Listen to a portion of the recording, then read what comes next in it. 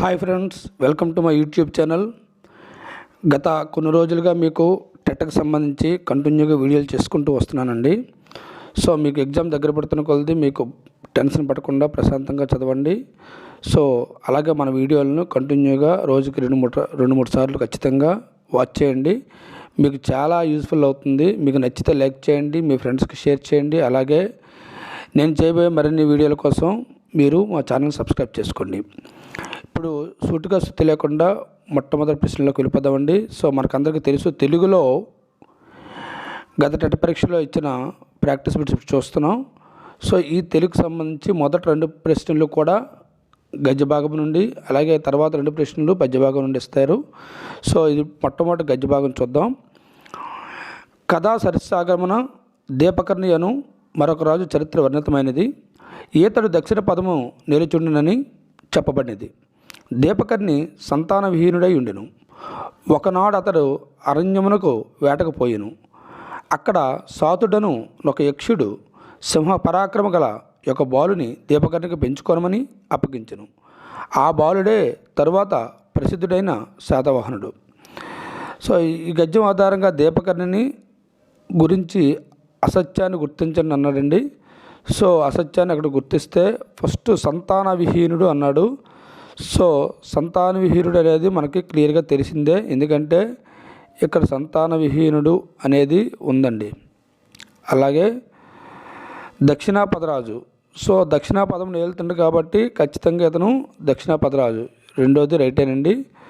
So వీరి ప్రస్తావన గాథా సప్తశతిలో ఉందన్నాడు.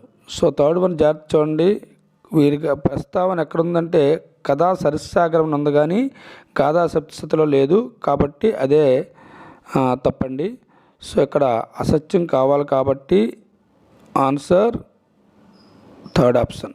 అలాగే ఇతని పెంపుడు కుమారుడే శాతవాహనుడు, ఆల్రెడీ చెప్పాం. So answer is third one. తర్వాత ప్రశ్న అండి. మౌర్యులతో పాటు బ్రాహ్మీ లిపి దక్షిణంకు వచ్చెను. క్రీస్తు శకారంభన ఇది ఆంధ్ర కర్ణాటక లిపిగా పరిణమించెను. ఆ కాలమున తెలుగు కన్నడ లిపులు ఒకటిగా నుండేవి. దీనినే వేంగి లిపి అని కూడా అనుచున్నారు.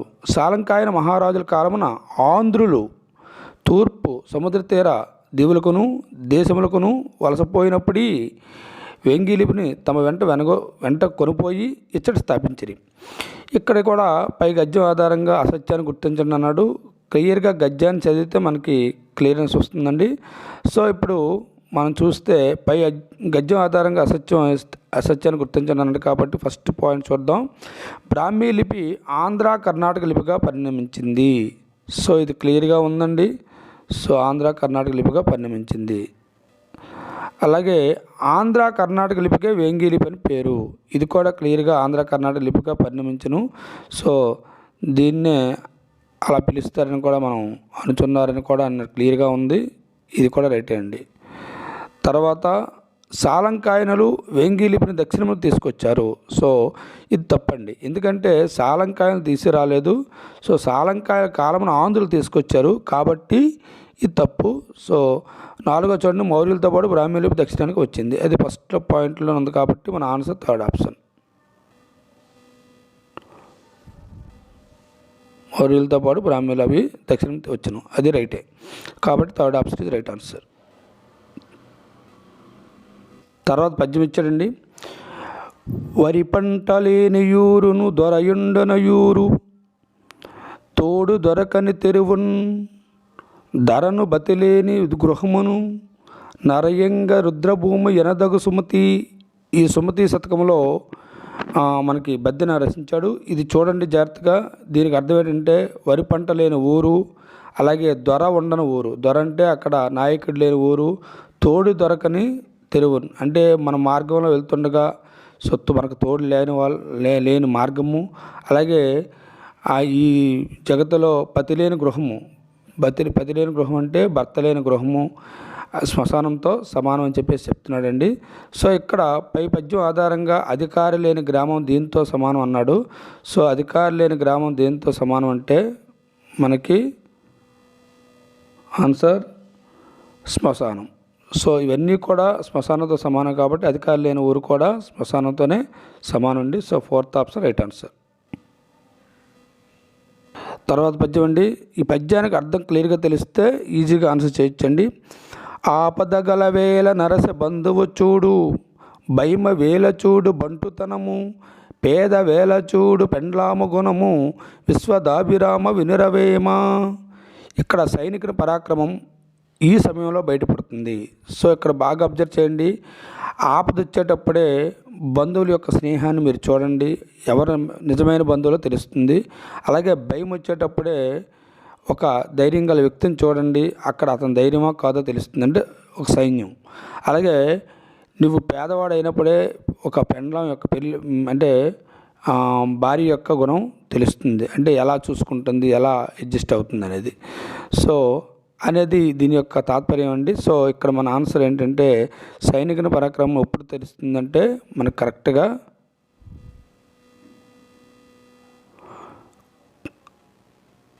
ఆన్సర్ భయం కలిగినప్పుడే సైనికుని పరాక్రమం. సో సైనికుడనే కాదండి, ధైర్యవంతుడి యొక్క పరాక్రమం ఇక్కడ అర్థం. సో ధనం లేని వేళ ఖచ్చితంగా భార్య యొక్క గుణం తెలుస్తుంది, పేదరికంలోనైనా. ఆపద వేళ అయితే ఖచ్చితంగా మనకున్న బంధువులు స్నేహితుల యొక్క స్నేహం, వాళ్ళ గొప్పతనం తెలుస్తుంది. సో అలాంటప్పుడే మనం గుర్తించవచ్చండి. సో ఇది దీని అర్థం, కాబట్టి ఆన్సర్ 2nd ఆప్షన్. తర్వాత ప్రశ్న. హోరు హోరున రొదలు విను వీధి ముట్ట, హొయిలుగా మా ఊరు ప్రవహించుతున్నది అని మా ఊరు ఏరు గురించి రాసిన కవి ఎవరు అని అడిగాడండి. సో ఇది direct bit 3rd option answer. 3rd option Madurantakam Rajaram.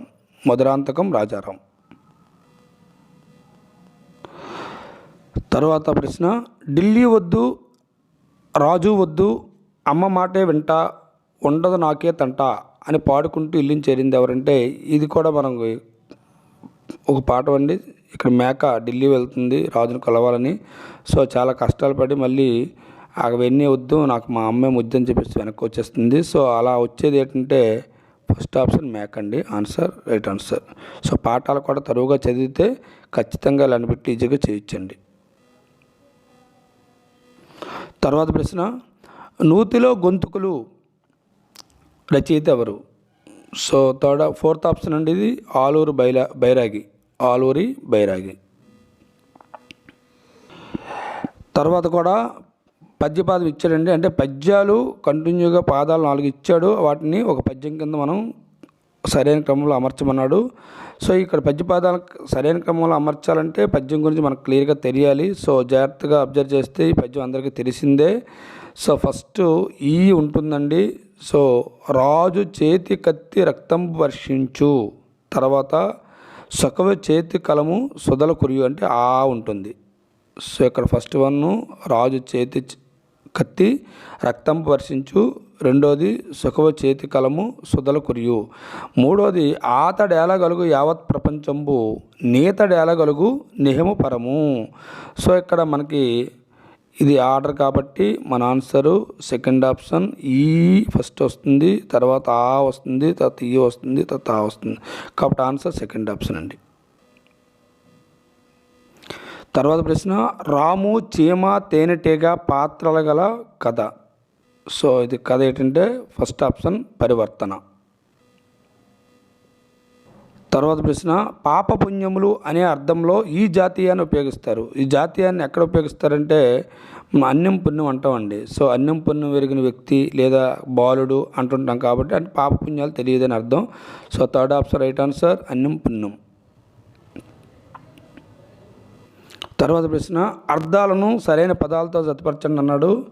So ఇక్కడ జాగ్రత్తగా అబ్జర్వ్ చేస్తే నిమ్మి అంటే ప్రేమ, అలాగే పస్తులు ఉన్నాడు అంటారు ఉపవాసం, అలాగే పొలతి ఇలాంటి స్త్రీ అని అర్థం. సో లేసు అంటే సులభం. సో ఇది మనకు రైట్ ఆన్సర్ అండి. సో ఇది ఇలా ఉన్న ఆర్డర్ ఏదంటే 4th ఆప్షన్ రైట్ ఆన్సర్ అండి. తర్వాత కందుకూరి వీరేశలింగం గారి బిరుదు ఏదని అడిగాడు. సో డైరెక్ట్ మనకు తెలుసు 2nd ఆప్షన్ గజ్జె తెక్కనని పిలుస్తారండి. తర్వాత ప్రశ్న, ఇల్లు వాకిలితో కదులుతూ ఉంటుంది, వెళ్ళి చూడబోతే తలుపు మూసుకుంటుంది, ఈ పొడుపుకు విడిపోయేది అని అడిగాడు. సో అది నెమ్మదిగా వెళ్తూ ఉంటుంది, వెళ్ళి చూడబోతే మనకి ఒక్కసారి ఆగిపోయి మొత్తం అంతా తన యొక్క కర్పూరాన్ని లోపల దాచుకుంటుందండి. అదేంటంటే థర్డ్ వన్ నత్తండి.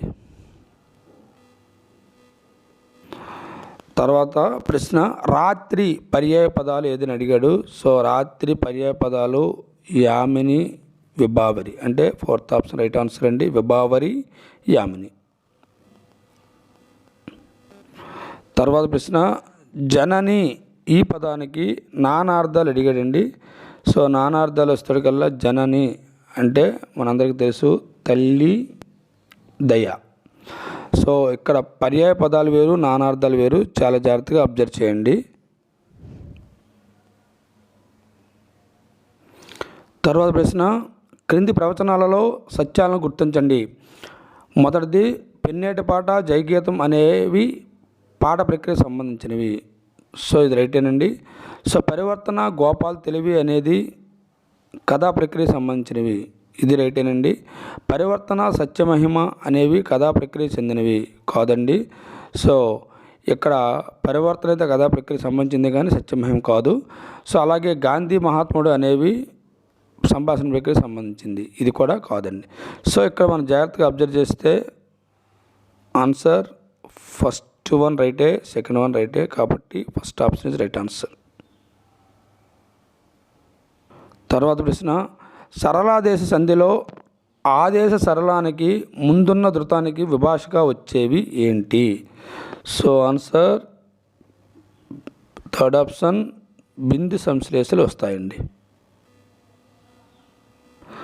తర్వాత ప్రశ్న, మనం అనే సర్వనామానికి ద్వితీయ విభక్తి రూపం ఏది? మనం అంటే మనల్ని.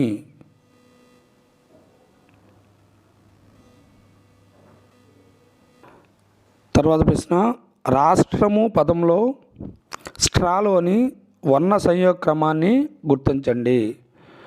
సో ఇక్కడ అబ్జర్వ్ చేయండి, స్ట్రాలో ఫస్ట్ ఏం వస్తుందంటే ఇస్ వస్తుంది, ఠా మనం పలుకుతాం, తర్వాత రా వస్తుంది, తర్వాత ఆ వస్తుంది, కాబట్టి సెకండ్ ఆప్షన్ రైట్ ఆన్సర్. తర్వాత ప్రశ్న అండి, పొట్టకోడు సమాసం ఏది అని అడిగాడు.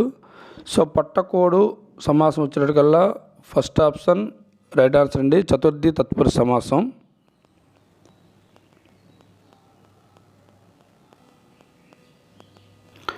తర్వాత ప్రశ్న, లింగ వచన విభక్తులు లేని పదాలు గుర్తించండి అన్నాడు. సో ఇక్కడ ఇవన్నీ కూడా లింగ వచన విభక్తులు ఉంటాయి, కానీ ఫోర్త్ ఆప్షన్కి ఆహో, ఓహో అనేది సో లింగం కానీ వచనం కానీ విభక్తి కానీ ఉండదండి. So answer fourth option.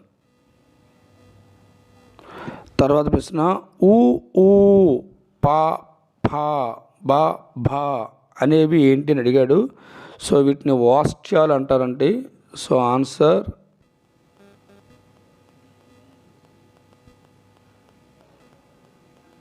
Third option right answer. తర్వాత ప్రశ్న అండి, ఛందస్సులో గురువులకు సంబంధించి సత్యాలు గుర్తించండి అన్నాడు. ఫస్ట్ ఆప్షన్ దీర్ఘాలు కానీ సంయుక్త అక్షరాలు గురువులు అన్నాడు. సో దీర్ఘాలు కాకపోతే గురువులు అవ్వండి. సో హల్లుతో కూడిన అక్షరాలు ఇది ఖచ్చితంగా మనకి గురువు అవుతుందండి. అలాగే దీర్ఘాలు కానీ ద్విత్వాక్షరాలు గురువులు అన్నాడు, ఇది తప్పేనండి. సో అలాగే ఫోర్త్ వన్ చూడండి, విసర్గ కలిగిన అక్షరాలు, సో ఇది కూడా గురువు అవుతుంది, కాబట్టి మనకి ఆ, ఈ, సో అది రైట్ ఆన్సర్ అండి. ఇది ఫోర్త్ ఆప్షన్లో ఉంది కాబట్టి fourth option is right answer. తర్వాత వెళ్ళి అనే క్రియకు సత్రర్థకం అండి. సో ఇక్కడ వెళ్తూ అంటాడు, సో వర్తమానం కింద వస్తుంది కాబట్టి వెళ్తూ కంటిన్యూ అవుతుంది, కాబట్టి answer third one right answer. తర్వాత తెలుగు మెథడాలజీ చూద్దామండి. ఒక భాష ధ్వనులను భిన్న భిన్నంగా కూర్చడం వలన అసంఖ్యాక పదాలను సృష్టిస్తుంది, ఇది ఈ రకమైన భాషా లక్షణం. సో ఇది ఫోర్త్ ఆప్షన్ ద్వివిధ నిర్మాణం.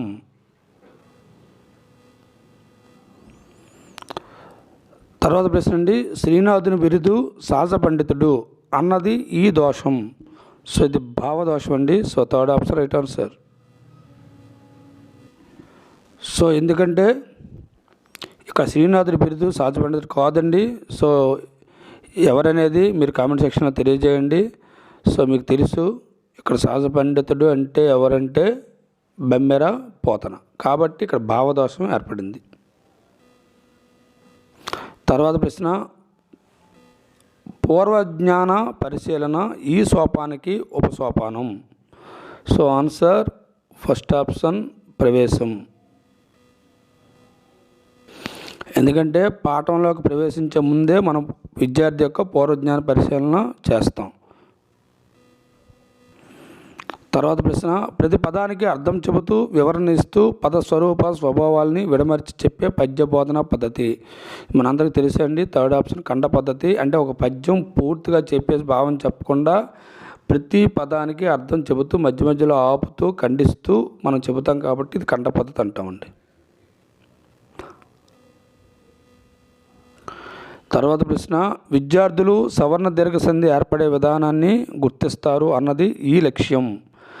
సో ఇది వివృత లక్ష్యం అండి. సో వివృత లక్ష్యం అంటే విడదీస్తారు కాబట్టి వివృత లక్ష్యం, కలిపితే సంవృత లక్ష్యం. చివరి ప్రశ్న అండి, బోధనకు ముందే నిర్వహించే నికస ఏది. సో మనకు క్లియర్గా తెలుసు పూర్వ నికస, అదే ఎండింగ్ అయితే ఉత్తర నికస అంటారు. సో మన ఆన్సరు థర్డ్ ఆప్షన్ పూర్వ నికస.